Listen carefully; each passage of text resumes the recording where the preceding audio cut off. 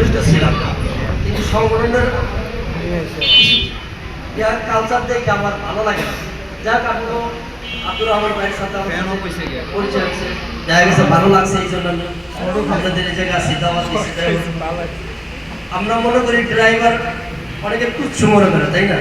ড্রাইভাররা তুচ্ছ, প্রথম শ্রেণী, দ্বিতীয় শ্রেণী, তৃতীয় শ্রেণীর ড্রাইভার বাংলাদেশ সরকারিভাবে কি তৃতীয় শ্রেণী কি মনে করছেন আমরা? একজন ড্রাইভারে আজকে একজন ড্রাইভার হালকা মনে করে, একজন ড্রাইভার হালকা মনে করে আমরা মনে করি, কিন্তু পিছিয়ে যে সমস্ত বাইরে কথা বলে গেছে আমি সাথে একমত আছি। ইনশাল্লাহ আমার পদের দরকার নেই, আমরা ডাকবেন আপনি ইনশাল্লাহ। আমি যেটা যাই কোনো পদ নিয়ে আমি কোনো গুতাগুতি করি না, পদ দিলে আমার হ্যান্ডল হয়ে আমার পদের দরকার না। পদের দরকার কাজ কীভাবে আগা যায়, এই কাজটাকে কীভাবে আগান যায়। আমরা তো 20 থেকে 30,000 টাকা বেতন দিলে একজন মানুষের পোষায় না। তুমি 20,000 25,000 টাকা দাও, 30,000 টাকা দাও, ওই ড্রাইভার জীবনও চুরি করবো না। আজকে কেন তেল বিক্রি করো, ওটা বিক্রি করো, কেন?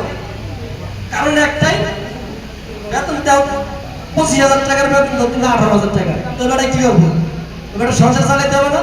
আর না তো এবারে অ্যাক্সিডেন্ট করে খালা নামে গাড়ি, টেনশন থাকবো, মাথার টেনশন থাকবো, সংসার আমি কিভাবে চালাবো? আমার পোলা মানে দৈনিক, আমার একটা বাচ্চা আছে, সাধারণ একটা পিচ্ছি মেয়ে, দৈনিক 50 টাকা খরচ। 50 টাকা যদি একটা বাচ্চার পিছিয়ে খরচ যায়, তার মাসে কত হয়? 1500। একজনের পিছিয়ে যদি 1500 টাকা বাচ্চার পিছিয়ে চলে যায়, তা আমার বেতন পেয়ে কত? 18,000, 20,000, 25,000। 25,000 পাওয়া তো সবাই পায় না।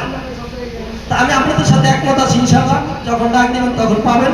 আর আমার এরকম অনুরোধ থাকবো, এটা কিভাবে সরকারের কাছে আহ্বান করবেন এবং সংসদীয় ভাবে জানি সংসদ উদ্বোধন করা হয়। যাই বর্তমান সরকার আছে আমাদের, এদের মাধ্যমে যেভাবে একটা বিল পাস করা হোক, একদম জাতীয়ভাবে বিল পাস করা হোক। একটা ড্রাইভারের নিম্ন বেতন 30,000 টাকা থাকবে, সকাল 8টা যাবে, বিকেল 5টা বাজে ছেড়ে দেবে। 5টার পরে যদি কাজ হয় তাহলে ওভারটাইম দিতে হবে। শুক্রবার দিন ডিউটি করাইলে পুরো হাজিরা দিতে হবে, আর এরপর তো ওভারটাইম দিতে হবে। এই বলে আমার কথা শেষ করছি। আমার জন্য দোয়া করবেন। একটু আগে আমার ছিল, যাই হোক ঠিক হয়েছে ইনশাআল্লাহ। আমার জন্য দোয়া করবেন, আমিও সবার জন্য দোয়া করি। আর সবাই 5 ওয়াক্ত নামাজ পড়ার চেষ্টা করবেন ইনশাআল্লাহ।